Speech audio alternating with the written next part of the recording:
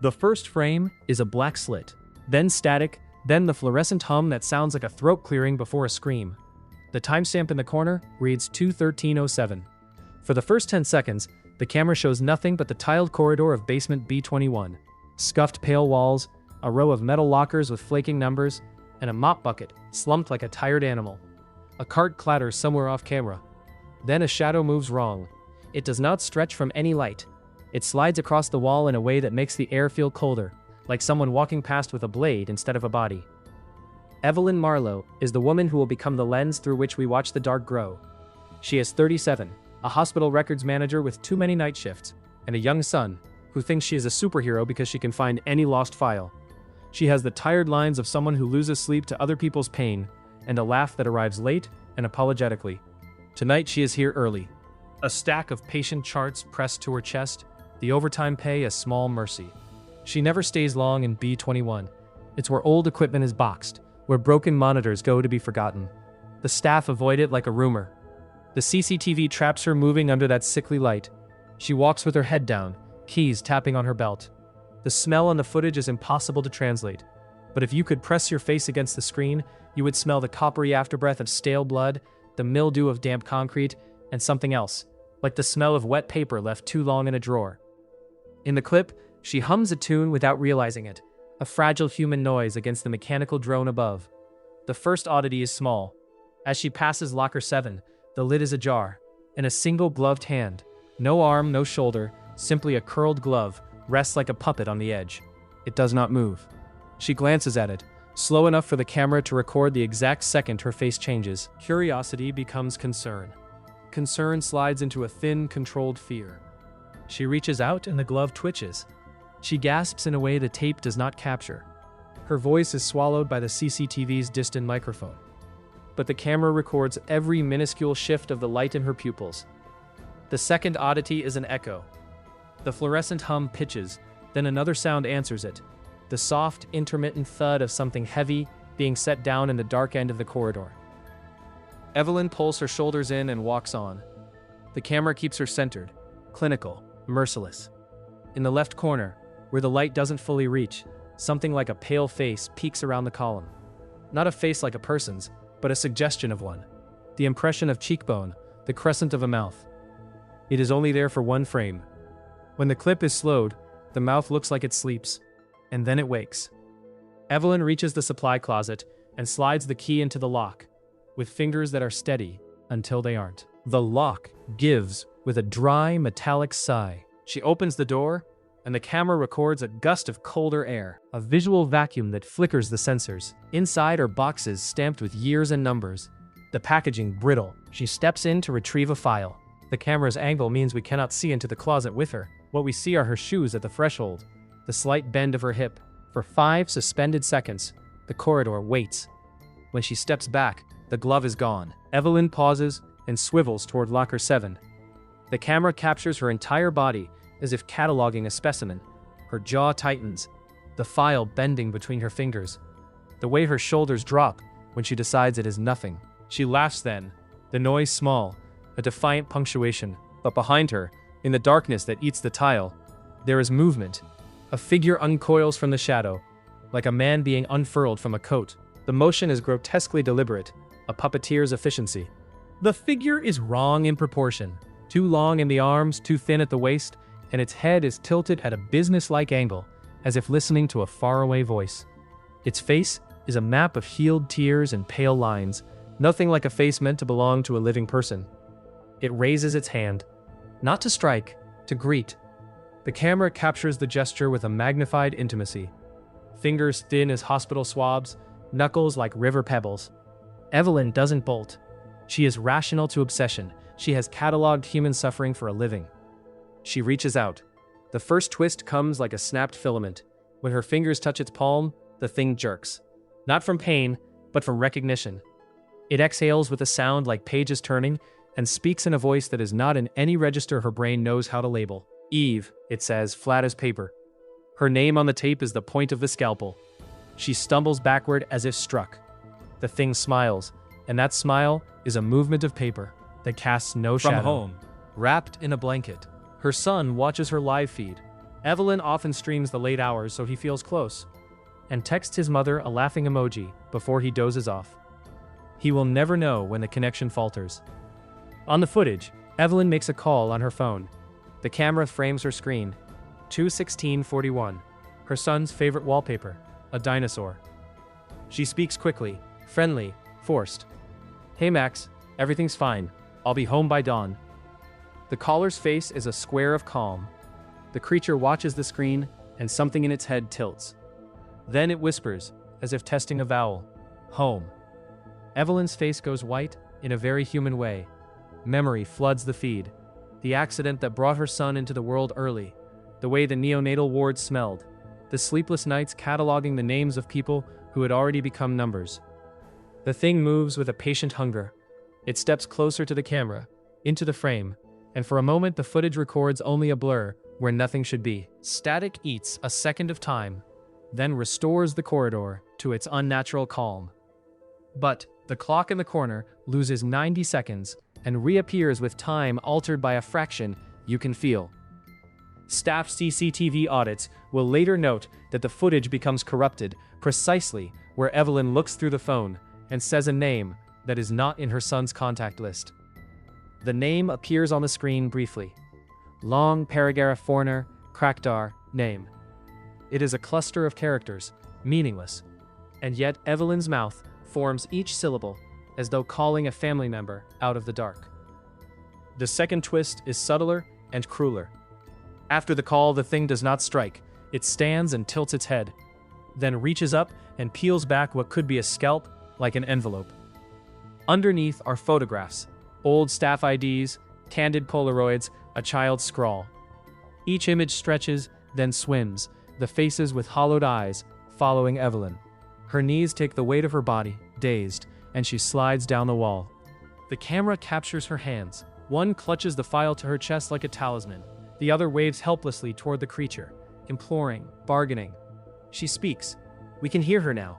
"Who are you?" Her voice on the footage is brittle but real. The creature answers by tilting its head to the right and folding its hands. Slow, ritualistic. It says nothing. But the locker doors begin to open on their own, metal creaking in a chorus that sounds like a congregation taking a collective breath. From the nearest locker, the gloved hand that first appeared rolls out onto the floor, palm open, and points at Evelyn. No, it points past her, where behind her the corridor deepens into a maintenance hatch. Evelyn sees it then, the hatch ajar, a narrow staircase swallowing light. She gets up. She knows the hospital's labyrinth as well as she knows the faces in her database. She knows that below B21, if you descend far enough, the hospital becomes a web of pipes and old surgery theaters reconfigured into storage, places nobody goes without clearance. She knows also that the maintenance contracts have holes, records that go missing, small notes who whisper of things the hospital would rather forget. She steps toward the hatch because that is what people do when fear is no longer abstract. You make a decision you think will save you. The creature slides behind her and kneels. Its hands are on her shoulders like a steadying presence. Evelyn shudders and the camera records every oscillation of her breath.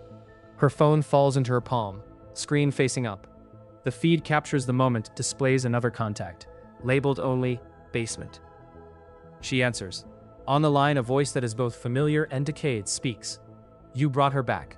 What do you want? She asks. Her breath fogs the frigid air.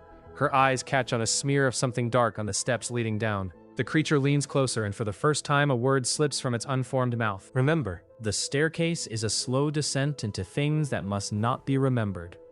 Evelyn steps downward, and the camera swivels after her like a shadow's eye.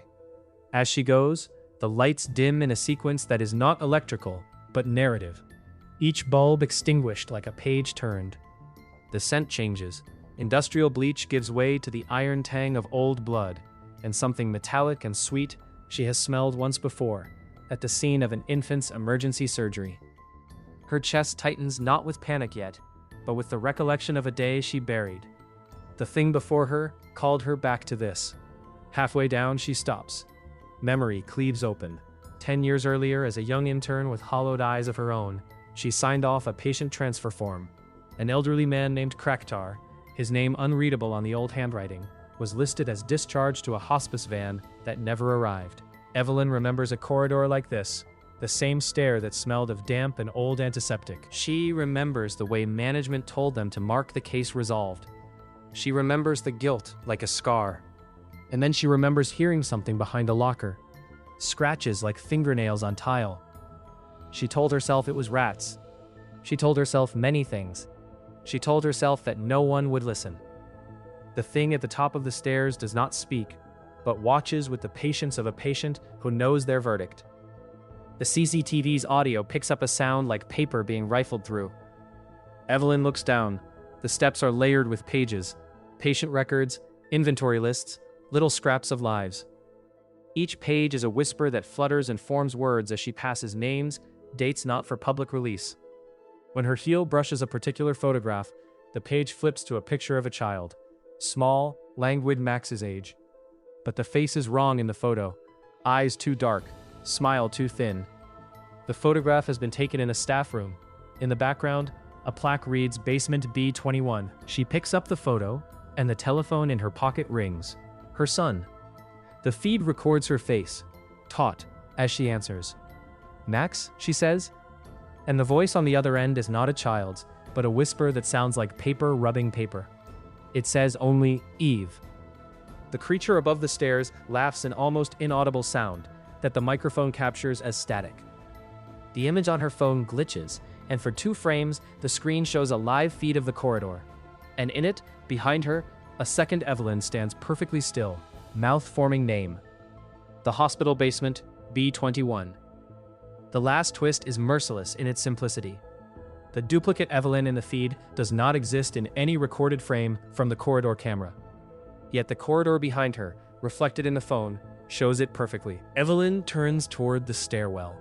The duplicate is at the bottom, smiling as if she had made a joke only she understood. The creature above the stairs grabs the railing and begins to hum, low and tuneless, and the pages at her feet rise in a storm, circling her. She reaches up, palms open, toward the camera, as if pleading for an audience beyond the glass. She runs. Suddenly, an animal panic that the CCTV cannot make pretty.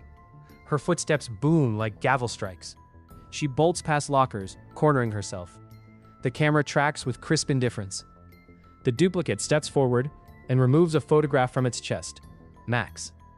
The duplicate's fingers are Evelyn's own, and yet the skin is ashen, like pages left in the sun. With a motion precise and inevitable, the duplicate slides the photo into the duplicate's mouth and chews. The sound is audible through the tape, a soft, wet munching that makes the frame vibrate. Evelyn screams. It is raw and dreadful and small. The creature at the top of the stairs leans down, and with a surprising tenderness, presses a pointer finger to Evelyn's lips. "Shh," it whispers, mimicking a nurse in a lullaby voice, and the lights cut entirely. For 73 seconds, the footage is a black ocean of static, and the audio is a mush of breath. When the camera returns, the corridor is empty. The timestamp reads 3:1:20. There is one last image before the recording ends. On the floor beneath locker 7, a photograph lies face up against the tile. The camera zooms in, clinical. Evelyn's son smiling, his dinosaur wallpaper visible in the glossy eyes. Across the back of the photo, written hurriedly in a pen that had no business being that dark, was a message in a handwriting that is almost hers. Don't go looking for names that forget you. The authorities will later say that the footage is inconclusive. They will cite technical anomalies, power surges, staff error. Evelyn's ID badge is found in a locker, folded carefully like a relic. Her phone is recovered, screen cracked, battery drained. Max will ask the police about his mother, and then ask to go live with an aunt. His dinosaur wallpaper will be changed to a cartoon truck. The hospital will close the stairwell and paste a sign over the door that reads, "Maintenance, authorized personnel only." Nurses will tell whispers in back rooms and refer to her case as a cautionary tale about what happens when paperwork is ignored. But the CCTV clip remains circulated in closed groups and sent between devices as a curiosity that asks to be proved wrong. If you freeze it on the frame where the creature smiles, you can read the creases on its face and trace the print of stitched scars like seams around its mouth. If you listen close, there is another sound layered under the hum, the soft rustle of pages, the whisper of names being turned, the faint, unmistakable voice of a child saying a name that no one remembers teaching him. Name is not a name in any hospital registry. It is a cluster of syllables like an incantation. On the back of the photograph found in Locker 7, beneath the warning, someone, nobody knows who, has added one more line in a shaky hand. We are what you file away. The last frame of the public clip is of the blank corridor. Then, just as the screen begins to pixelate, a small movement, the glove on the floor twitches, as if someone inside the film is still not done sorting. The feed cuts to black. Evelyn's son will, years later, stand in front of a cemetery marker that has no name and press his small hand to the cool stone. He will whisper a question into the stone and receive only a silence that tastes of dusty paper. Behind him, in the hospital's basement, lockers will creak softly as if settling into sleep. Above the sound, faint and impossible to place, someone will be humming a lullaby that doesn't belong to any language he has ever learned. Don't go looking for names that forget you.